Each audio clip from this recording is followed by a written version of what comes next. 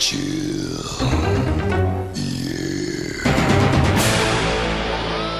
Hello Marvel Legends, and welcome to another episode of the world's dumbest video podcast. It is I, David Displays, the giant of Marvel Legends, that being global icon and national treasure. If no one's going to call me that, I'll call me that myself. So, what are we going to do today? It is a much requested video. It is the top 10 mutants. Some people wanted me to do top 10 X-Men. I wanted to broaden my horizons a little bit. So it's top 10 mutants. Also, special shout out to Carnage, who is not the character, but one of my longtime followers and contributors.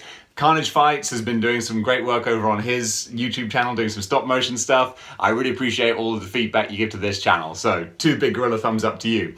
Anyway, let's take a look at the top 10 mutants. First of all, we have a couple of honorable mentions, okay? Now, bearing in mind, this is just my opinion. This is not fact, all right? This is not saying these are the best, all right? These are my favorite. I gotta put that little caveat there. My favorite for now. It might be different tomorrow, but for now, these are my top 10 favorite mutants, and coming in with 2 honorable mentions. First of all, we have both of them from the Age of Apocalypse. We get Sunfire here. Look at this beautiful guy. I mean, even just holding him up to the camera now, I'm thinking, is he only an honorable mention? Because it's stunning. Like, he looks beautiful on the shelf. Look at the sculpted fire on the back of his head. This is just stunning with the beautiful kabuki style mask. I'm kind of convincing myself otherwise after just saying he's not going to be in the top 10. But no, I'm going to stand by my convictions, even if they're wrong, because you know what? They're opinions, and even I can disagree with my own opinions. But for now, Sunfire is an honorable mention in the top 10 mutants. And staying in the Age of Apocalypse, we have the Apocalypse Deluxe figure. Oh yeah. Now this one, like, he could have cracked the top 10 easily. I mean, to be honest, every mutant figure could arguably crack the top 10. Like, it's all opinion, and they're all good figures. There's very few duds in the mutant lineup. This guy is just wonderful. I mean, the skull accessory is so cool. Like, that's really, really great. And also bright, shiny, metallic paint job. Oh, gotta love the metallic, shiny paint jobs. Really make them pop off the stands. Why am I not like a huge fan? This big, cumbersome cape. I mean, capes are awesome. Who doesn't love a cape? But the cape and the headpiece kind of rise up. They sort of get a little bit higgledy-piggledy. They kind of get all over the place. And then when you try and put it back on, his shoulder pads can pop off. So there are issues with this figure. I wouldn't necessarily design it any other way. So, like, that's how it has to be. But by the nature of his look, his design, it's not perfect. But what he does have going for him also is another head. Oh, added value, another head, extra skull, other hand. Like, he has so much good stuff. So, you know, these guys, being Apocalypse, he's worthy. He's definitely worthy. But it's survival of the fittest, and I feel there are others who are fitter. Now, look, this could easily just be like a list of BAFs, because you could say, like, oh, bigger is better. But I want to get some variety in there. That's it. With these top 10s, I could just look at it and go, well, these figures are all the biggest ones, you get the most bang for your buck, but I want to have variety. So here we go. These are our 2 honorable mentions. Now, moving on with number 10, we have Mr. Sinister. Yeah, this guy, when I wasn't collecting mutants, this guy was someone who made me think, maybe I should collect mutants, because he just looks cool. Again, shiny, gotta love shiny. But all of this going on here, this is so just interesting to have on the shelf. It looks different, it makes him stand out. He's got his, dare I say, sinister looking smile, which makes a big, big difference to, like, again, to have, I can see some similarities here, to have a character that has such an expressive face, no plain fixed expressions here, real, intense. This is the character. He is Mr. Sinister, and he's looking sinister. So he gets a very easy number 10 spot here. So moving on, number 9. This is how people show numbers in Japan. They go like that. A 7, 6. It's a fun little thing. So number 9, we have, going back to the Age of Apocalypse. Whoa, got a little caught up there. That's a preview for later. We have the Dark Beast. Look at this guy. I was originally going to put a regular Beast, Hank McCoy, on here, but I thought no, because the Dark Beast is that, and then more. He's got more going on. He's got the metallic leg parts, which are great, like metallic leggings. Who doesn't love that? And of course, he's got like the fantastic braids and the ringlets and the earrings and stuff. There's just more to him. He's got his big beast teeth coming up here, and again, the gleeful, evil-looking smile on his face. That makes such a great difference to making a character come to life. And for added value, he's got the other hand as well, so you can balance him on his hand, which I don't do because I don't want him falling off the shelf. Not because of poor design, because the hand, if you're clever, you can really get it to balance well, but I'm a clumsy oaf, so chances are I would knock him down and then probably step on him, break him, do something awful. So he's one of the rare, by virtue of being sort of a re-release of a previous mold, he's one of the rare Age of Apocalypse figures that has accessories, at least, a hand. He is a little tricky to stand though, as you can see me struggling at the moment, because he has those beast articulated feet, which you just got to get right. But when you do get them right, he's absolutely fine. So there you go. I'm going to move him along with his buddy in the Age of Apocalypse, Mr. Sinister. A couple of mad scientists here. So moving on now to number 8. Hachi. We have the name's Cable, and he's from the future. Yeah, Cable. Cable, maybe an interesting choice, maybe not. I don't know. What do people think of Cable? I really like this figure because there's so much going on. There's so much going on with him. But look, he's got the gun belt up on his shoulder with the bullets, the bandolier going along there. He's classic 90s Cable with all these pockets and pouches. Maybe they're pointless, but they give so much to the figure. It adds so much detail to it. Also, he's got like this lovely sort of head. I don't know what it is, like a communication device or an antenna or something. I'm sure maybe it was explained in the comics what it is that Cable has on his head, but it reminds me of the robot mech in Appleseed, if anyone's ever watched that, has like bunny ears sticking up. Also, he has the psychic sort of blast effect coming out from his eye, which I think is so cool. It's like a sort of a separate sculpted piece that X-Man from Age of Apocalypse has the same one on there. There's just so much happening with this. And of course, he has the extra added value of the guns as well. He's got the huge gun on his back. He's got the one he's carrying in his hand. He's got the pistol. He's got the pistol in the holster here, which you can remove. There's so much going on with Cable. He's got his sort of chest, throat necklace thing. I don't know what it's supposed to do, but it's a separate piece. So again, there's just more layers. There's more stuff going on. And when there's stuff going on, you score big points with me. So Cable comes in a solid number 8 there. Moving on, number 7. We have, and I wasn't sure about this, but I wanted the variety.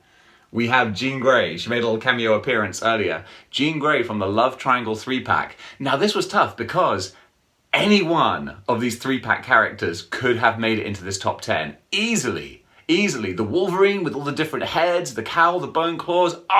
The more I describe him, the more I think I probably should have chosen him. The Cyclops with the different heads, the jacketed look straight out of the cartoon. Probably should have chosen him, but Jean Grey I chose probably just to mix this up a little bit and get some female energy in this top 10. She does have going for her the beautiful other head sculpt as well, which I think I might actually change over, because this one with the big flowing hair, big hair, redheads, I kind of got a thing for, so there's a lot to say for that. But it's a bit of a fixed expression, this one. Maybe she's kind of concentrating, but it's not dead-eyed, but yeah, it's borderline. It's borderline. But again, the bright orange costume straight out of the 90s. There's some nice gold detail on here as well. So it breaks it up. It breaks it up a little bit, gives you a bit more detail, more things going on. It's got the sort of the well-crafted kind of layer of psychic, doing things with the mind type hands. I got a lot of time for Jean Grey. So yeah, I'm happy with that. That's a solid number 7 there. Moving on, we have Omega Red. This was one of my favorite characters growing up. I think I saw him in the cartoon first, and I love the fact that he was portrayed as kind of terrifying. Like, I think they had an episode which was a Weapon X, well, it wasn't sex, Weapon X lies and videotape. And they had a flashback where basically you saw that Sabretooth betrayed his Department H team of Maverick and Silver Fox and Wolverine, because basically they went on a mission and Omega Red showed up and he was like, screw it, I'm leaving. This guy's gonna murder us all. And I was like, wow, Omega Red's terrifying. And then I read some of the Jim Lee comics. I think they were English reprints, but I was like, wow, yeah, this character is awesome. And I feel like in subsequent appearances in the comics, he's kind of been neutered a little bit. He's not as badass as he was, but this figure captures the badass Omega Red. A huge, big buck as well. Big body sculpt, which is what you need. They need to do more characters on this. But yeah, he doesn't have any accessories as such, but he's got his wonderful... Well, he does actually, because he has these long, fun carbonadium, is that what it's called? Tendrils, and he has the shorter ones as well. So if you're stuck for space, you can give him the shorter tendrils. But yeah, the only thing that would make this figure better, which it really needs, to be honest, actually, is a bit of a wash, a bit more detail. Bit more detail on the red body, because it is just plain, it's plain red. So it feels a little plasticky. So if he had a darker wash, that would bump him up a lot. But as he is, he's still a really great figure. So I love this guy. Right, I think on to number 5 or 6. Hang on a second, I need to do a little head count here. So we had 10, 9, 8, 7, 6, 5, 4, 3, 2, 1. Okay, yes, I can count to 10. All right, that's reassuring to see. Okay, moving on now. And this is so tough. You might see this list and go, oh, come on, Dave, how can you put that guy above that guy? These are all potential number 1s, okay? So, yeah, don't hate me. Don't be mad at me. So we have, a new addition, the Sauron Bath. If I'm doing top 10 mutants, you must have known this guy was coming. I'm going to have to make some space here, because real estate is about to get real scarce. So, Sauron, what an incredible Build-A-Figure. They really pushed the boat out for this. And, you know, you need to. If you want to make a Build-A-Figure enticing, you got to make him big. You got to make him big and impressive and worth buying a wave that's nearly all Deadpool repaints and not repaints, but like different iterations of Deadpool. How many Deadpools do you need? But worth it. Worth it for this big, huge, gorgeous guy. Just look at him. Look at the face sculpt on here. So much going on with the detail. His wings are almost blocking out the screen, blocking out the sun. So yeah, he just towers over the other characters. He's got this huge, big, long dinosaur tail. I get so much joy from this character here. And I don't know where to put him in this display now, because he's just going to take up all the space. So I'm going to move him maybe across here, but his tail's going to get in the way. He makes life difficult, but I forgive him for it because he's also awesome. So let's see if I can just balance him behind Apocalypse, maybe. There we go. Okay, you're not going to miss him anywhere. Top 4. All right, top 4 characters. Coming in strong, real strong, we have the Apocalypse Bath. See how it's like, this could just be a list of baths. You know, there's so many good things here. And so I went for this Apocalypse Bath over the Deluxe Apocalypse, mainly because he doesn't have the issue with the big cape kind of falling off and ruffling up the shoulder pads and all that kind of thing. He's a lot easier to deal with, a lot easier to pose, a lot easier to handle. And also, I love the cables. I've always loved that design aesthetic choice of Apocalypse, having those cables running from his arms to his back. Why does he have them? What do they do? I don't know. But they look cool. He's got the other hand as well, so you can get some fun toyetic kind of play, because that will open and close as well, so you can toy around with that. Of course, he's got the angry, like, again, as a classic Apocalypse head sculpt, they nail the head sculpt and just throw in the bright metallic paint job. Oh, that figure has so much going for him. Again, so many of these could be a number 1. I'm just throwing out what I love here. All right. Top 3, okay? Now we're going to go to another Build-A-Figure. See, I was trying to decide the order even now, and as I pick up this one, I'm like, really? Shouldn't he be like number 1? But the Juggernaut Bath. Oh yeah, you recently saw me unpackage this guy and I was so pleased with him. Look at that face. Is that not the face of an amazing action figure? Ah, yeah, and of course the dark paint job, the detailing on the belt, the texture. I love the ruffled, ridged kind of helmet that looks like it's been through the wars. Looks like Wolverine's been slashing away at it and Colossus has been like punching it. Again, like the Colossus figure, he's not here. He totally could be. Oh gosh, Colossus is amazing. So many good figures. But right now, as of this moment, this Juggernaut, not the 2-pack Colossus Juggernaut. And that's a toss-up as well, because 2-pack has the awesome beaten-up face and the ripped helmet, but I prefer this one because he has more going on. There's the belt, there's the darker, more textured helmet. There's just more to it, and I guess I like that more. That puts him ahead. Now, top 2. And you're going to think, wait, these smaller figures as top 2? And like, yeah. It's my list. It's how I'm feeling. So number 2 is Gambit. Yeah, you're thinking, wait, Gambit? That's just a normal, everyday kind of figure. Yeah, but you know what? I'm probably going from the heart with this. A bit of childhood nostalgia. Gambit straight out of the cartoons. And he does have a lot of added value with the accessories. He's got I love this little playing card. I love the translucent pink coming off the top of it. That looks so good. Of course, he's got the bright, shocking neon pink armor as well. He's got the soft material trench coat that will move around, shiny boots. He's got the metallic paint job going down the side of the legs. So much happening here. And I don't even have on display. That does happen a lot though. You've got to be so careful. I wonder how many of these have been sucked up by vacuum cleaners. He also has the amazing looking throwing hand that has the cards, shooting out from his hand, kind of like Bullseye does with the knives. Oh, that looks so great. The only reason I don't have him displayed like that is purely down to space.